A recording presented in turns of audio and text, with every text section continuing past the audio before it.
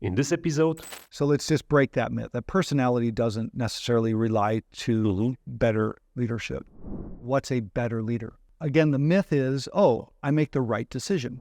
The risk has changed. A lot of leaders are still managing risk to building the thing right when in fact they're building the wrong thing. The best leaders we're seeing today are making that shift from an I know to maybe I don't.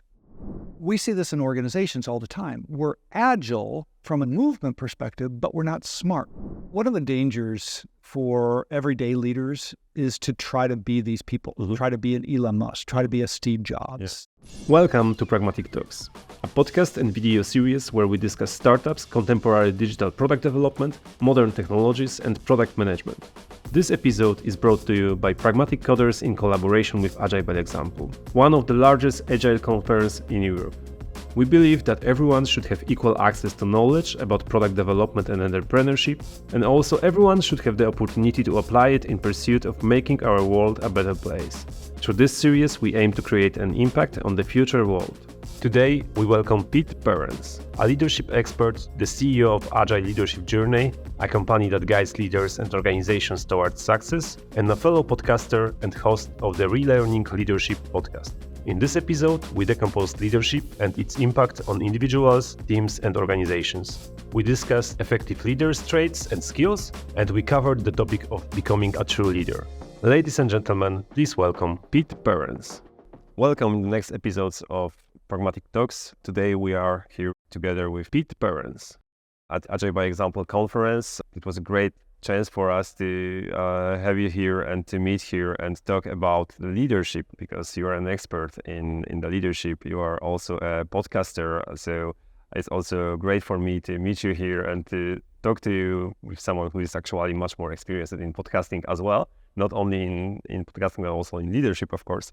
Your podcast is Relearning Leadership, and I will ask you questions about it as well. But before we jump into the leadership discussion, the first question that I always ask to our guests is, who is Pete Behrens and what's your story? Who is Pete Behrens? So first of all, I am a father of two, a partner with my wife, Jana, living in Boulder, Colorado, beautiful country. And I was an engineer by training and curious by nature and a leader by choice. And we were talking a little bit. I'm on my fifth startup company, and so that's a little bit about my nature of taking risks and trying things that are different and trying to find the road less traveled, so to speak. And one of my favorite quotes is, "Not all who wander are lost." Okay. Also, okay. So tell us a bit more about the Agile Leadership Journey, which is your startup that you are doing. Yeah.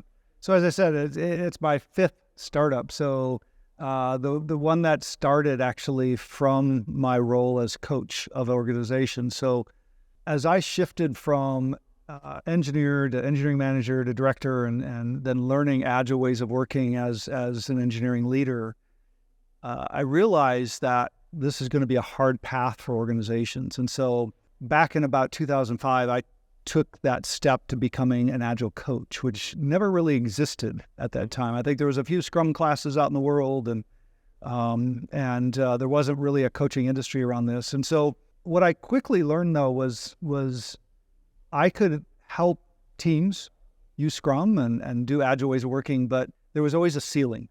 And we'd always run into that ceiling at some point, which leaders were operating in a different realm. And that put me on a journey to try to figure out what has to happen up here at the leadership side to enable more of the agile ways of working on the organization side. So Agile Leadership Journey essentially is a licensed curriculum. It's a coach and trainer community to essentially inspire and educate and catalyze leaders to shape organizations that have more agility. Okay, perfect.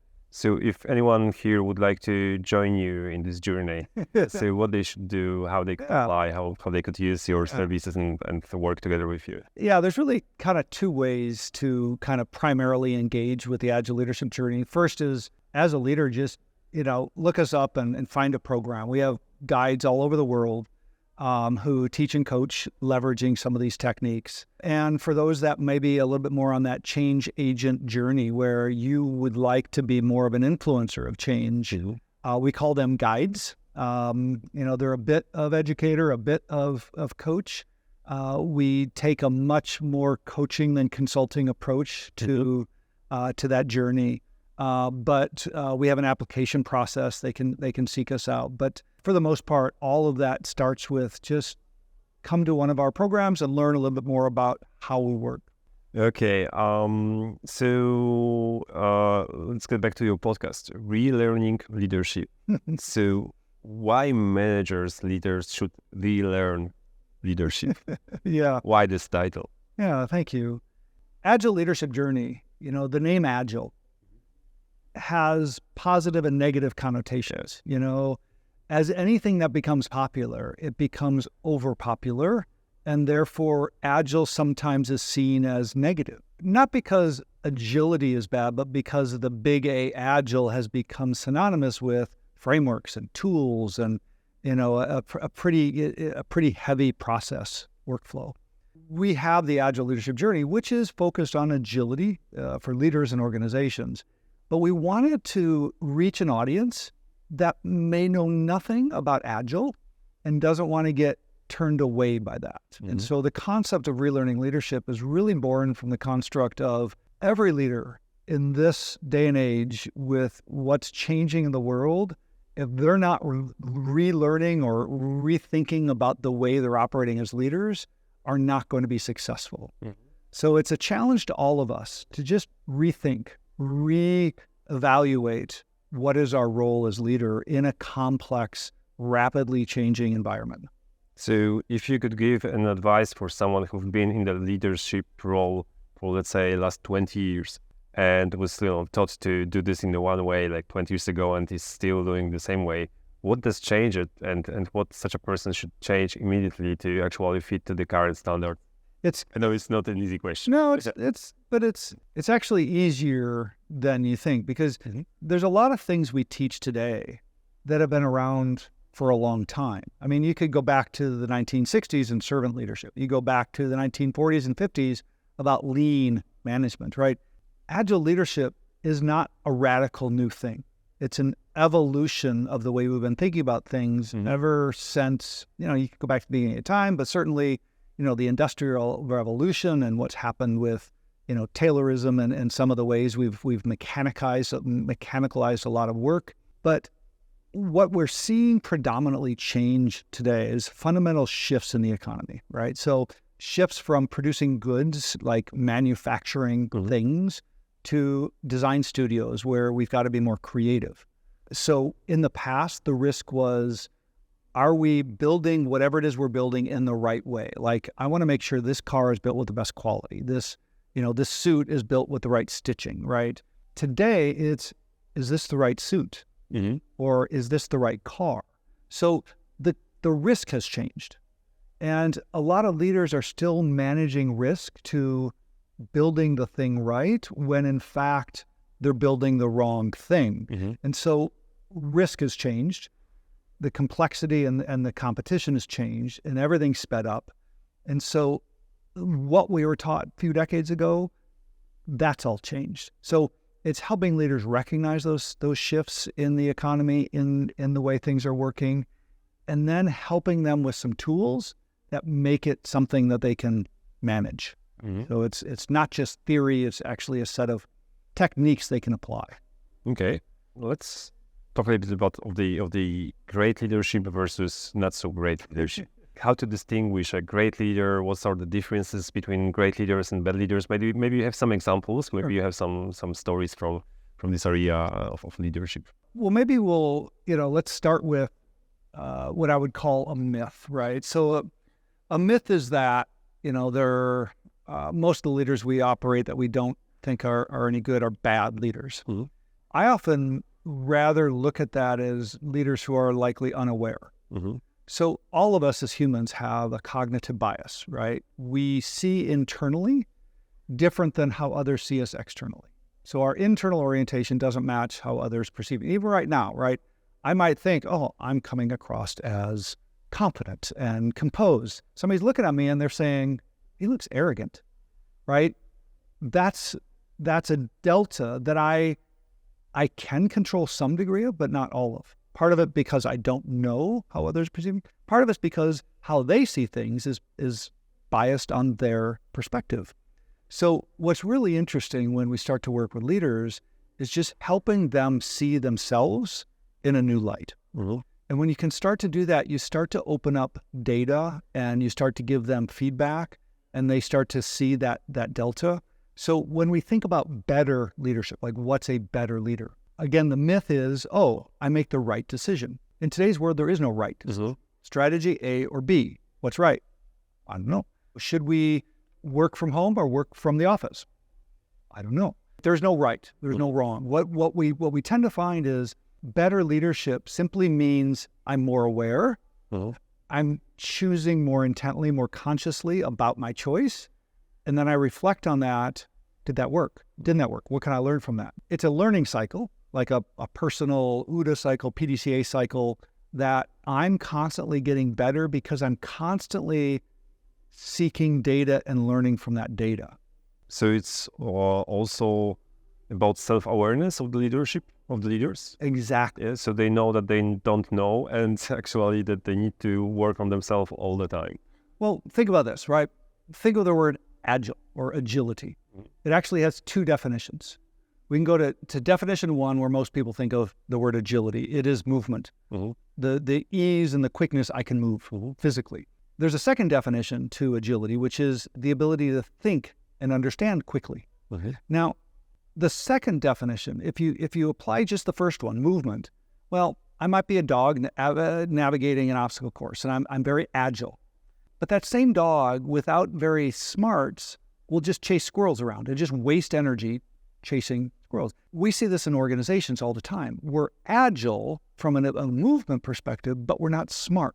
Mm-hmm. So what we're trying to do with leaders is help them recognize that when you say self-awareness, this is like I have more vision. I see more of myself. I see more of my surroundings. I see more of my organization. I see more of the environment around me. That gives me better choice, of which then I can situationally adapt. So these two combined are actually what make better leaders. Uh-huh. So it's the movement combined with the creativity of what is better movement. Uh-huh. Perfect. So you're working with various organizations, starting from a smaller one, but also including like a great biggest companies like Salesforce, IKEA, I think Google as well, General Electric, and a few others. So do you see any common challenges that those organizations faces nowadays?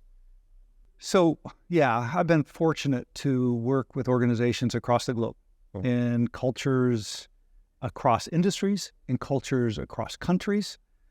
And what's really interesting is when you come down to it, an organization is a human system, right? It's built by employees who are human. We're all human. And the human condition is pretty common.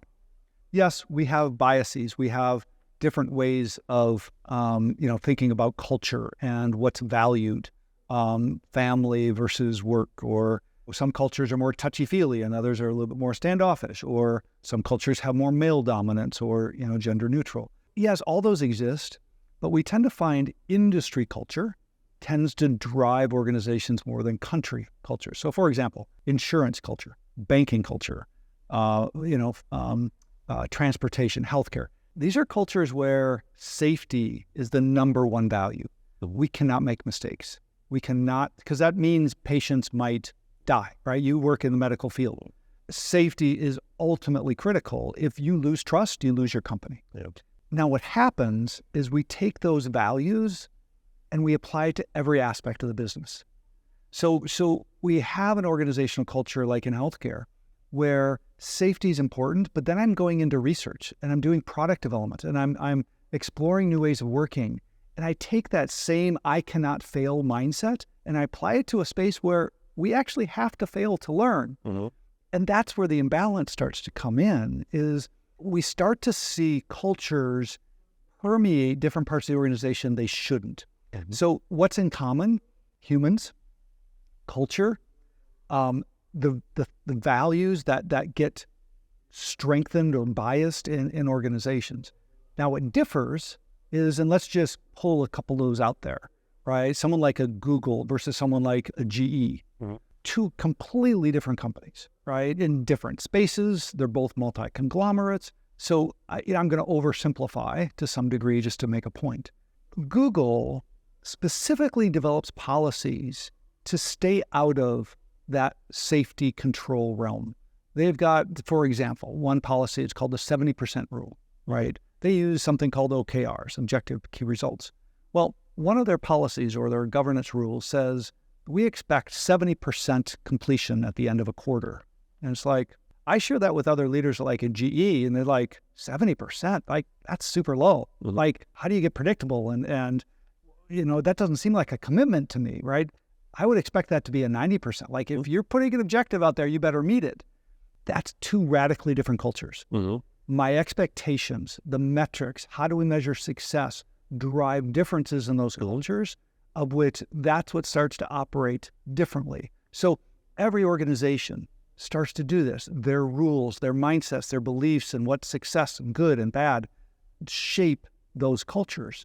So as I'm working with those organizations, without recognizing that, without knowing that, you're going to come in and we're going to do things that aren't going to fit. That's where we start to see differences in those large companies. Okay, let's dive deeper into this topic of culture. So you already said that, for example, objectives, some policies, the way the environment that the company work in, like healthcare, for example, and let's say like other startups in e-commerce or something, like they have like a different values. What else is impacting the culture of the organization from your perspective, and where is the leadership there as well? Edgar Schein, who's one of the founding kind of minds around culture, describes culture and leadership as two sides of the same coin. So you cannot separate the two. As a company forms, you work in startups, I've worked in startups. As a company forms, it often forms from the mindset of the founder. For me, that means my mindset is a bit on the creative side, a bit on the go, go, go. I don't like to talk about things. And if anything becomes routine, I'm bored, right? It's kind of that Elon Musk-esque. I'm not putting myself in any of his category, but he's kind of similar. Like if it's routine, it should be automated and pushed aside. That drives a certain culture as a startup. Now, certainly as companies grow, we bring on different types of people. So sales and marketing and delivery tend to be competitive cultures, and operations, support, finance, governance, legal, they tend to be safe, control cultures. Things like, agile coaching and HR and, you think about project management, they tend to be more of that connective tissue in organization. We call that the collaborate culture. Culture forms in organizations from mindset. And then what ends up happening is the culture starts to get its own mindset because it builds. And so as a leader, I come into this, I'm like, oh my gosh, like, do I fit in here or not? And some cultures can exist, et cetera. One of the ways we like to describe it is like a shadow. I can cast a shadow now, right, with the light. I can see that shadow, I can sense that shadow, but I can't touch it. I can't even change it. I can't change that shadow directly. The only access I have to that shadow is through other things. Culture's like that. It's not directly. That's why when we say, hey, let's do a culture change, it's kind of like, all right, but it's not something it's not tangible. What you can actually do is you can actually talk about the tangible nature of culture. Governance, like a policy like 70% rule at Google, or a metric, what defines success or not, or failure, structures in the way we define roles, responsibilities, teams. Those are levers, macro levers, that shape culture. The micro levers, or what we call mindset, how a leader shows up every day, how we make decisions, what we believe to be good and bad, those also shape culture. So yeah, leadership and culture are totally intertwined. And so when we're teaching Agile leadership, we discuss both of those. We talk about the leader themselves, we talk about culture, and we work with both of those systems. Let's get back to the leaders as well. So how to become a leader? This is the question like many people ask themselves, like, okay, I'm working in a team, and it's not sometimes even about being promoted, but maybe like having more power, empowerment, or something, like taking ownership for something. and or getting this ownership from someone else. So how to become a leader?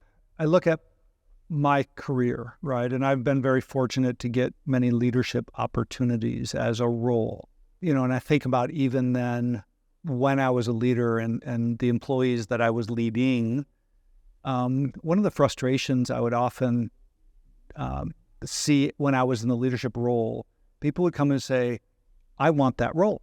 I want that title. I want that promotion. And I would say, well, you're not demonstrating, you're doing it. They're like, well, if I get the title, then I'll do it. I was like, that's not how it works. You get rewarded when you show it. So I think a lot of people come at this wrong. I think they wait for the title before they do something. What we try to talk about is leadership, the ship side. We call it the act of leading. Everybody has leadership. Everybody influences. Everybody can shape the culture around them, right? So even on a development team, even sitting around a table working on a design, the developer, who might even be an intern or young in that organization, is a leader of some degree, shaping a little bit of that interaction. So the concept of stepping forward, the concept of bringing additional influence, is purely a limitation of what I can and can't do as just who I'm showing up as.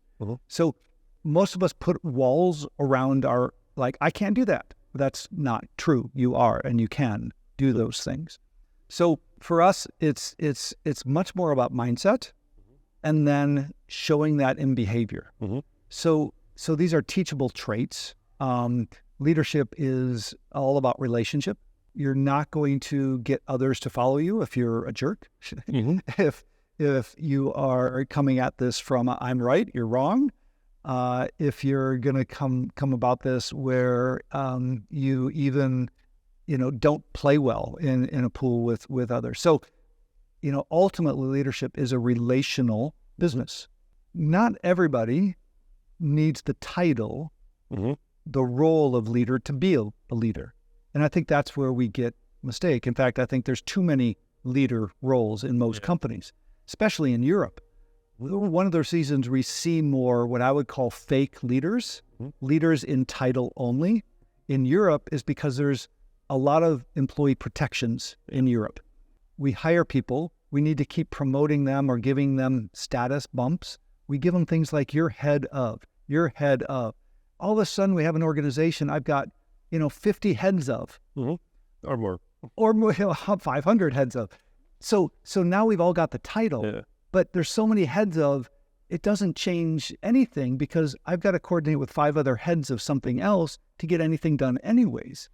Are you aware where does it came from? Like this idea of making so many levels of promotion and management? Like, are you familiar with that or not? Yeah. Sorry. Like it's mainly because, like some wise people figure out that they don't need to rise salaries of people indefinitely, or rising salary is just in one dimension that they can, reward people for doing a great job. But there is something more important for many people in the world, which is status. Yeah. So building like a 15 levels of the manager, senior manager, vice president, head of something, etc. Just give the opportunity for the organization to actually reward people in a way that doesn't require like infinitely increasing their salaries. So actually the cost is lower. So I'm sorry to say that, but for many people who are just there to catching up next title in the organization, well, you're sort of in some game that the organization is playing with you. So just be aware of that. It's totally a game, and it's happening all over. And some of the reasons for that is, the concept of, we're all trained, right? Our brains are trained to want those status hits, right? Just like in a game, when I level up, that's a status bump, right? That feels good. I get dopamine in my brain. You get a promotion, you get a title, you get, a few perks here and there. That's something that's status. We don't see it quite as much in the U.S. Because in the U.S. we have a right to fire. There's a lot less employee protections, which has different problems, right? I'm not saying the U.S. is better than Europe or vice versa. We just see different cultures because of that. In Europe, we find it's more fear of hiring because I know if I hire you, then I can't let you go. I'm going to be stuck. So you see a lot more contracting in Europe than you do in the U.S., where in the US they might be willing to hire and fire. But give you one example. I lost a great system engineer once as a VP of engineering. And I was asking him like what he's doing. He said, yeah, I got an architecture position at another company. I'm like, oh, that's cool. Congratulations. Well, I caught up with him, a couple of years later at a party, and we were talking, and I'm like, how's it going? And he's like, well, I joined because thought I was going to be like important and have a title and architect.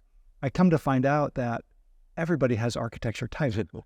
So yet, once again, I'm in a system that I have no more influence, just a higher title. So we in the U.S. still have that problem. It's a hard one to break.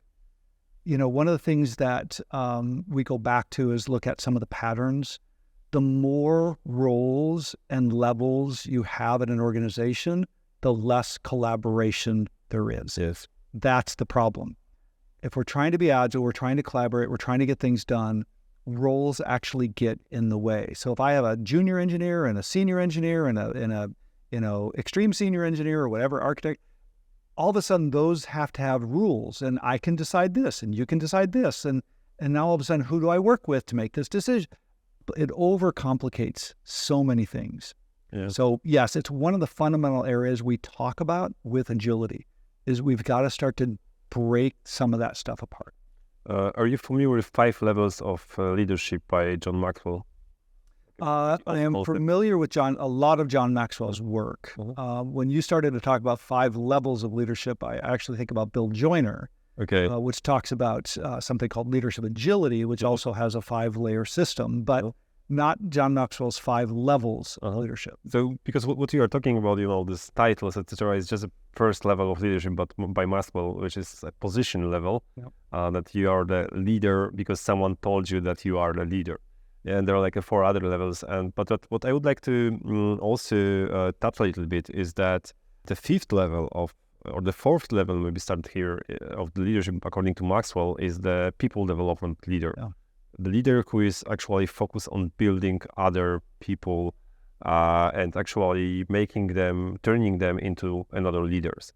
So what do you think about this concept? It's like a 4th level, and the 5th level is that this is like a level where the leader actually assures himself or herself a succession, so he will be replaced by people who will build another leaders in the future. Right. This is something that I was aspiring always to be there, and it's extremely hard, I would say, but maybe you have some thoughts on how to get there. Sure.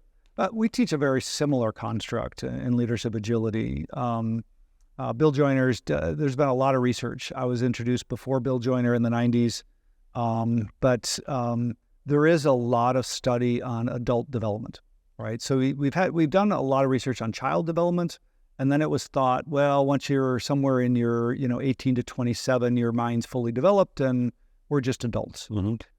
In truth, what's happening is you're still having maturity levels, and I can even trace my career from about, when I first got into, companies to today. I can look at various stages of my own leadership. And this is true for most people. What you're describing, this concept of leveling, it's a bit of a myth that when I go from one level to the next, the first level goes away. What we like to talk about is more like the nesting dolls you would have. So if I add a layer, what I'm doing is I'm adding a wrapper. Mm-hmm. And then I add another layer, I'm adding a wrapper. So what's happening is I go from level 1 to 2. We call it expert to achiever. I've added a layer, but the expert doesn't go away. So I've got an achiever on the outside that's focusing on coordination and teams and strategy. But inside there, I've got this expert who is focusing on what to do, how to do it, right? It's the ability to know and how to do things. Again, as I go to layer 3, we call this catalyst. I'm adding a layer, but the achiever is still inside there. The expert's still inside there. The word agility comes in the fact that as I go to that level 3, I've got 3 ways to respond to situations. Mm-hmm. That's more agile than my achiever who has 2 ways or my expert who has 1 way. So as I'm going up these levels, I'm adding complexity to my own leadership. I'm adding multiple dimensions to my own leadership that give me more situational adaptability and more self-awareness. So yes, we totally support what John Maxwell is saying in a slightly different way. And as we get into that catalyst, and then there's a couple other layers past there, the focus is around things like, all right, I'm shifting from products and services to the organization itself. What is the culture? What are the people? How do they work together? What are our processes? So the focus of leaders changes. But the myth is that's the only thing they do. That becomes what we call hollow leadership. And you've seen this when leaders are a bit aloof. They're disconnected from the work. They're there, but they don't really know what's going on. That's a hollow leadership that's really dangerous. So what we try to teach is help leaders recognize that as you move up, yes, you're going to lessen those other focal points, but you don't want to get rid of them completely. You become disconnected. Okay. That makes totally sense for me, especially right now when you were talking about this expert insight. I imagine Elon Musk that you mentioned before as a person who, okay, like people may say like a different thing about him, etc. But in some situation, he, for example, jump into the war room, into the the office or the workshop and do the stuff himself because he became an expert in this field of something. Yeah, he was able to provide an advice to his team members, to the employees, if that was needed on the very low level as well. So that concept makes a lot of sense for me. Let me talk about a couple, because you asked earlier for examples, and I want to maybe highlight a couple of big names that people may have heard of. One is Musk. Another one's like Satya Nadella at Microsoft, a name that often comes up. One of the dangers for everyday leaders is to try to be these people, try to be an Elon Musk, try to be a Steve Jobs, Satya Nadella. These people are quite special, right? Elon Musk is a very complex character, has very talented gifts and some dysfunctions, right? And you see those played out in all of his companies. You're describing his ability to, what Joe Justice calls, put his sleeping bag in the place that's the bottleneck, right? In the place that's the problem. And what that does, and when a leader recognizes this, what it does is puts a spotlight. And all of a sudden, everybody else cares because the leader cares. That's one of the powers that more senior leaders have, their ability to shine a spotlight on something, give it attention, things get done. It's really powerful. So Elon Musk's capability of doing that is beyond anything I've kind of seen or witnessed. But for others who want to be that, be careful. If you go down that path, what we look at is some of the more general characteristics will make you a better leader without necessarily going into the specific behaviors, what like Elon Musk does or what Satya Nadella does, at Microsoft. So yeah, it's just a word of caution. Take Steve Jobs for another one. A lot of people want to be that Steve Jobs product owner, and I've got the decisions. I know more than my customers do. They just turn out like jerks, right? And Steve Jobs had a gift. Yeah, he was pretty special. He did some great things, but he was human too. And to model ourselves that way is a bit risky. Yeah, and you also mentioned Satya Nadella. I think it's a great example of a leader who actually changed the company culture in a way that it became from company that was a long time ago a very successful company, then not so successful, and now becoming more and more successful. Like, do you know? Like, maybe you have some ideas where this changes came from, or how that make how the change happened?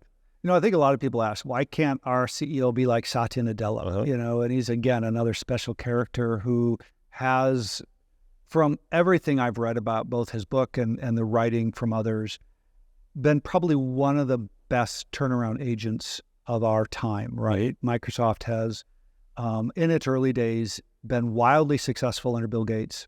Steve Ballmer brought in a different type of result. So what we saw Steve Ballmer do was double down on what Bill Gates did. And what that was a competitive culture. Microsoft won in the early days because they fought everybody else and they won, right? They fought Lotus 1, 2, 3 and they won, right? They fought WordPerfect and they won, right? They were fighting the early Apple wars and they won with Windows, right? So a lot, and they fought Netscape and they won with Explorer, right? So a lot of their early was everything about fight, fight, fight, win, win, win. That worked until it didn't. Pretty soon they started to lose, right? They're losing to Amazon. They're losing to Google, right? They're losing to the phone companies, right? They tried all these steps where in the past they would win, all of a sudden they're losing. So what happens is a competitive culture becomes a toxic culture. He was literally copy-pasting what Bill Gates was doing, but it wasn't working in that time. Satya Nadella comes in, just completely turns around the mindset. We should be collaborating with these companies, not competing. It's a whole different mindset, right? We should be learn-it-alls, not know-it-alls, right? We should come at this with vulnerability and openness to learning something and not being the best in the room. That's a huge shift. And so someone like Satya Nadella can cast what we call a huge shadow over the organization and start to shape that culture. And a lot of people say, why won't our senior leaders do this? To be honest, the most senior leaders have the most risk, right? They have the farthest to fall if they make a mistake. So they get conservative up there. So what we often find is change is actually easier down a few layers. Change is easier in some of the program layers and the departmental layers and the director layers. We actually see more change happen where it's activated by lower layers of the organization. You can take a Satya Nadella mindset anywhere in the organization. Doesn't have to be the CEO to do that. And I think that he also was in a situation that he has not so much to lose because like I think maybe not every, but many shareholders seen that the previous strategy doesn't work, so something needs to be changed. So he get this permission to at least try something new. And he did it, and as we see that maybe still a bold step. Yeah. Still a very courageous step. He had a lot that went on in his personal life. If you watch videos of him talking about his child with special needs, said it changed his approach to life. That's what we find. So we had somebody on our podcast that was director of human resources and insights at Swiss Re, the reinsurance company, Jasmine Keel. She talks about the leaders of the future. One of my favorite podcasts we did. And she talks about the leaders of the future are grounded in their own personal vision. They're grounded in who they are and who they're trying to be. And that authenticity is what really attracts people, right? They know who they are. And there's this sense of values and purpose to them that others want to be around. That's something that can happen anywhere inside an organization with anyone. It's doing that own self-reflection about what's valuable to me. Who am I? What do I want to bring here? And that's often what we try to help leaders do is we often complain about our environment. Oh, our leaders don't get it. Our culture's unchangeable. Oh, woe is me. It's like, what are you doing to contribute to that? And what is it you can do to change that, right? You have that ability. And I know this isn't easy because I know when I was that leader, I felt the same, but that's the message we try to help leaders understand. They can change that. Okay, so you already mentioned like childhood of Satya Nadella. You already mentioned about the history of Elon Musk. The question that I'm really curious about, and I'm curious your answer on that is leadership something that people are born with, or is it something that is shaped in them like during the childhood, the way they are rising up, the way they are growing, the environment they are growing in? Or maybe this is something that, for example, someone like me who's like a 36-year-old and never becoming, I've been a leader, but someone like me who never been a leader before and never even thought about being a leader and maybe do not have some predispositions for that, could simply learn how to do this and could become a leader. And what does it take and how long does it take to actually teach that, learn that? I mean, I do believe there are some innate capabilities, right, that help raise some leaders up more quickly than others. I did a podcast that was, I Wasn't Born a Leader was the name of the podcast. And yet here I am, a leader. Not only that, a leadership coach. I go back into my childhood and I wasn't trained to be a leader, yet somewhere leadership emerged. What we've seen is there are some characteristics that are recognized by others as being leadership.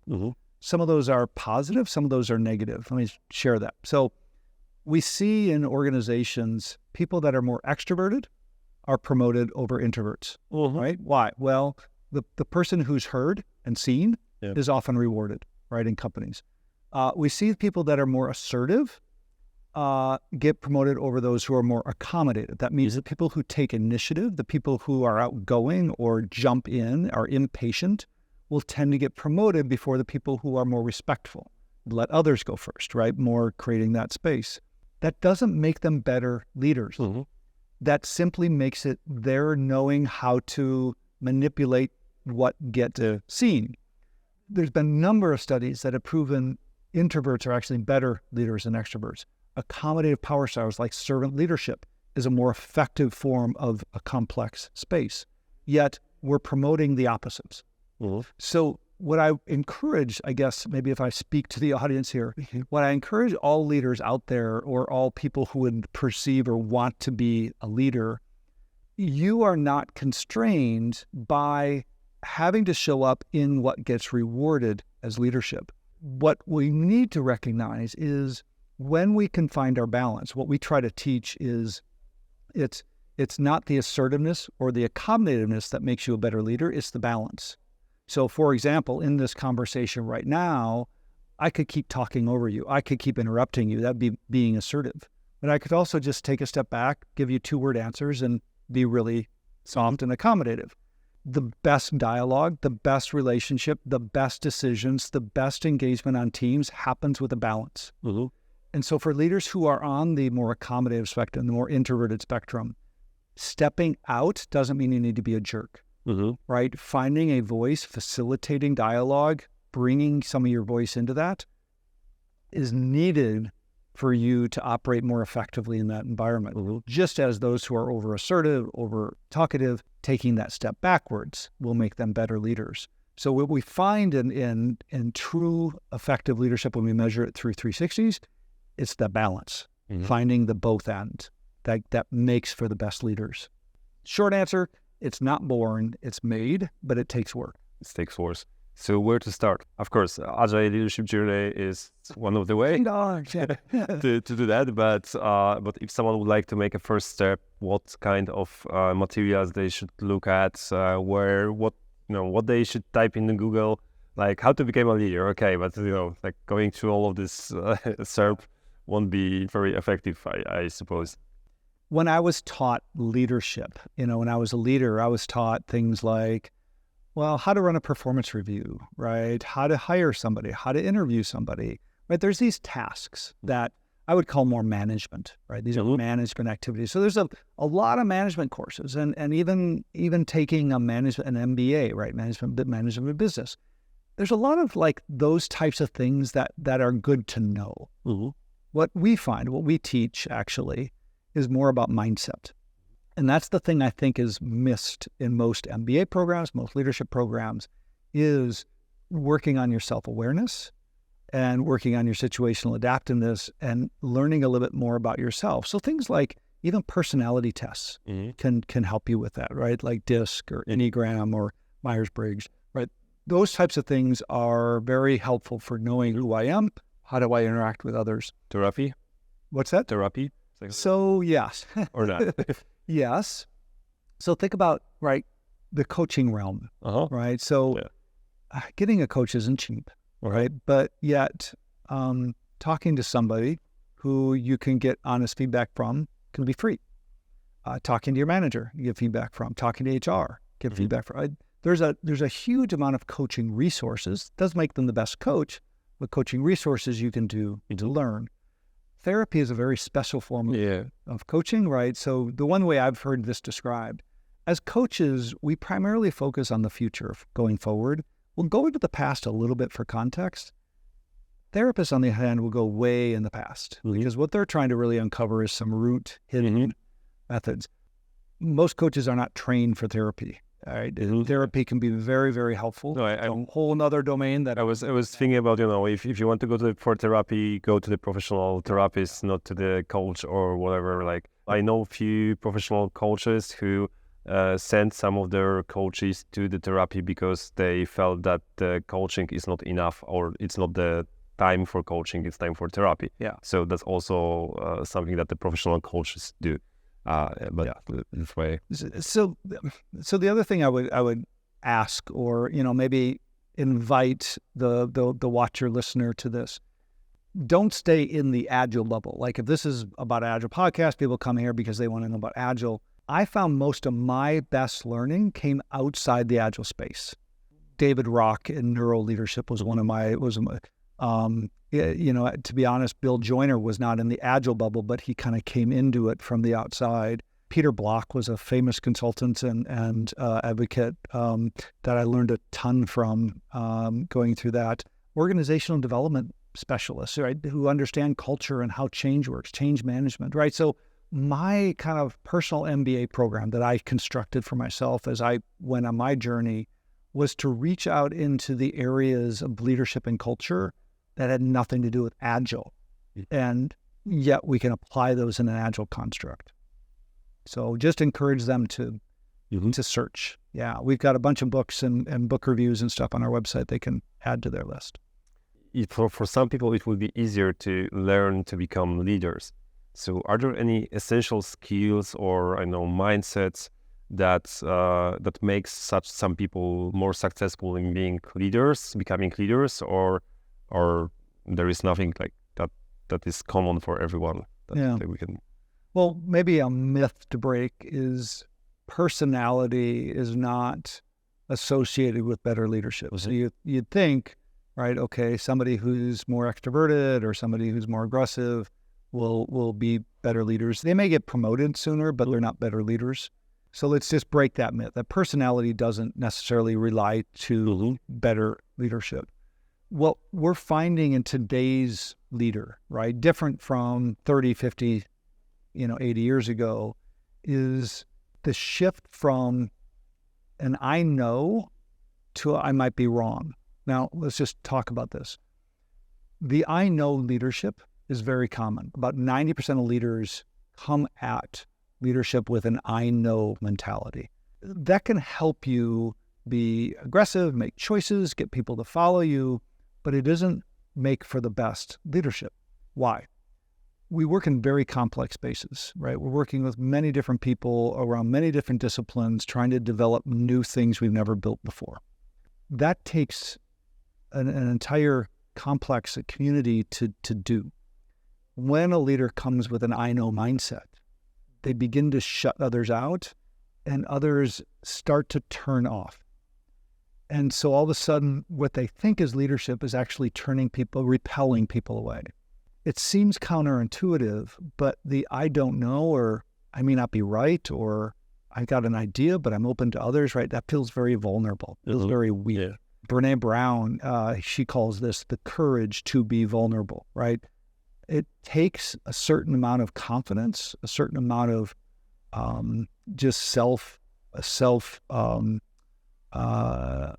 trust to let go of knowing.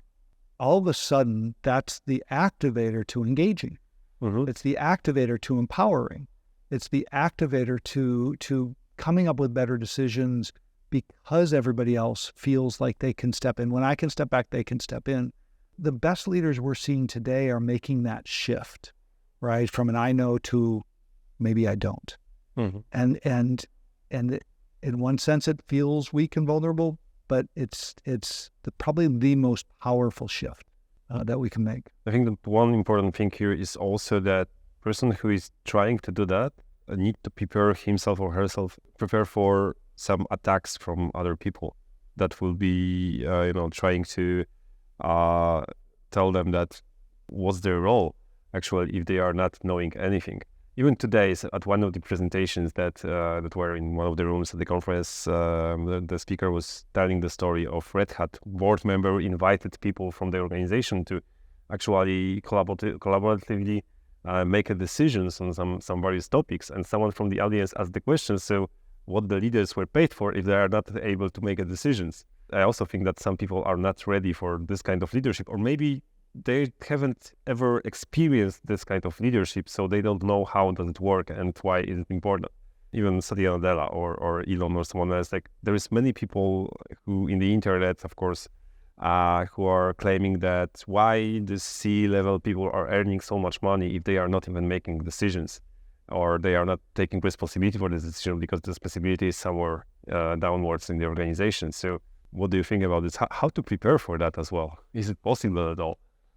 Well, there's a lot of threads I could pull on from your conversation. The first thread I was thinking of is actually, we get asked a lot, P, why don't you help politics? Political leaders. Politics is a whole other game, right? Like government politics, at least in the US, it's so black and white. It's so boiled down to win or lose, right or wrong. They don't have any space for nuance. Most answers, I mean, take one, immigration. You're dealing with a lot of immigrants here in Poland coming from Ukraine, right? Do we take them or don't we? Okay, from a human catastrophe, yes, we take them, but can we support all? There's not a yes and no there. There's a yes, how do we manage and how many and how do we deal with that? Politics always boil down to it's good or bad. Why? Because the human brain, and most people who are uneducated, want a simple answer. Politics does enter into business. That's a danger. Because then all of a sudden what we do is we boil down to using emotion and using threat reward systems to make decisions. My encouragement, if people are finding a very political landscape in their organization, I would not stay. That would not be a place that I would want to put myself into. Most organizations, politics do play a role, but not as direct, right? So when we start to think about the layers and the directors and the C-suites, one of the things we hear often is, we get somebody in our class and they'll say, oh, my leader needs to understand, like, my leader needs to do this. So we work our way up in organizations. And so we get the directors, we get the VPs, we get the C-suite, so I'm in the room with the C-suite. And I'm like, okay, we're done with this. Like, we're at the top. Like they're not going to say our leaders need to hear this because there's no leaders. And certainly within the first half a day, I'm with the C-suite. There's like, our board of directors needs to hear this. And then our shareholders. So, it's a system that's interdependent. And so given that, yes, it's better we can kind of educate and help that whole system, but we got to start somewhere. We got to start somewhere in that system. And I think the people likely watching, listening to this podcast are the activators, are the catalysts. They're the ones who probably feel the problems. They're the ones who I believe can activate the change the best. They could take ownership and start be the change. You want to see? Yeah, that's a really really good advice. Okay, so you already spoke about the changes that the leadership faced during the last few decades and how the leadership changed. Let's imagine that we are 10 or 20 years from now. What will change in the next decade or two in terms of the leadership? Like, we can even consider the impact of AI. That's the one that everyone asks about it. And I ask everyone about AI and their feelings and their predictions on that, because we will check in the next decade who was right and who's not. But what do you think will change in the next couple of years? Yeah, AI is going to be part of that conversation. So one of the things we see is trends, right? We go all the way back, go back 100 years in terms of trends, industrial revolution to lean to agile ways of working, right? Process change. But you also go back to major shifts in the economy, from transportation to telecommunications to globalization and data mobile, right? That we're seeing shifts in that, right? Social media things. So we're seeing shifts in technology. We're seeing shifts in process, and those will continue, right? So the next shift. So I look at AI as repeating. So AI is doing exactly what Taylor did, Frederick Taylor did in the early 1900s. Think about this. Back in the early 1900s, we had people forging steel. They were craftsmen who built the best steel pieces. And Taylor said, oh, who's the best here? And they'd all raise their hand. I'm the best. He's like, well, that can't possibly be true. So he studied them for a really long time, realized that each one had good parts, bad parts to their process. So what did he do? He took all that information, he boiled it down to small steps, gave it to a bunch of novices who ended up building 10 times as much with higher quality. How do you think the craftspeople felt about that, right? Here I get unskilled labor building faster and better than we. I just lost my job. Okay, circa AI, exact same thing is happening. I've got a bot now that can do everything I did faster and better. So this is not new. It's just a new medium, right? Work will go on. We will find other ways that we engage with this work. We all are going to have to learn how to live with this work, and that's going to change leadership. I don't know how yet, right? I know we need to be educated in it. I know we need to start to play with it because it's impacting every single space, in business. We know that's going to impact, and we also know that the pace of change is a curve that has never, in our lifetimes or many lifetimes, has slowed down. So the pace of tomorrow's organizations is faster than today. Yeah. Well, we did a conversation with our leadership community, and we actually asked them about change fatigue and how they're feeling. And one of the survey questions was, compare your last 2 years to previously. Are you feeling extremely or more fatigued than any other point in your life? And 80% said that this is the most fatigued they felt in their entire life. There might be some bias because of the pandemic. Because of the pandemic. And we specifically put it not the year of pandemic, but even 2 years after, 2021 through 3. But yes, you're right. But the second thing we asked them, where is change fatigue coming from? Is it coming from work? Is it coming from family? Is it coming from yourself? Is it coming from society? Is it coming from your community? The number one answer was family. Family. Wow. Which was really surprising to us. And we think about, like, as leaders, we think we're operating with employees, and they come in and then we're frustrated. They don't want to deal with the change initiatives. And these are human beings coming into a human organization with baggage of, my kid and my parents and all the other things happening in their world, and they're coming into a system, and then we assume that this is the only system they live in. So I think as leaders, one of the things we try to help leaders recognize is try to see the whole human system in here. And I do hope, I don't know if it's a trend, well, what I hope to see is more human organizations going forward. And Gary Hamel, one of my heroes, he talks about humanocracy, right? So the next generation of organizations should be more human. Now that's counter to AI, but at the same point, what I'm hopeful for is organizations actually get smaller, more nimble, and then in that way more personal, more connected. Yeah. That's my almost hope versus what I think might happen. Yeah, there's like a huge change that AI will, take all the boring stuff from work and all the repetitive stuff, other things, etc. So as I said, organization could be smaller, so people could be more connected to each other.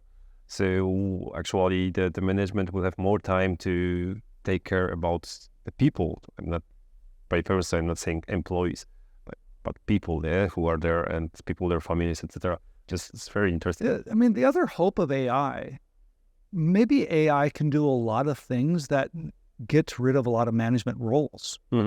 So we get more people, like a flatter organization. More people are contributing to services and products and value that we're trying to do in companies.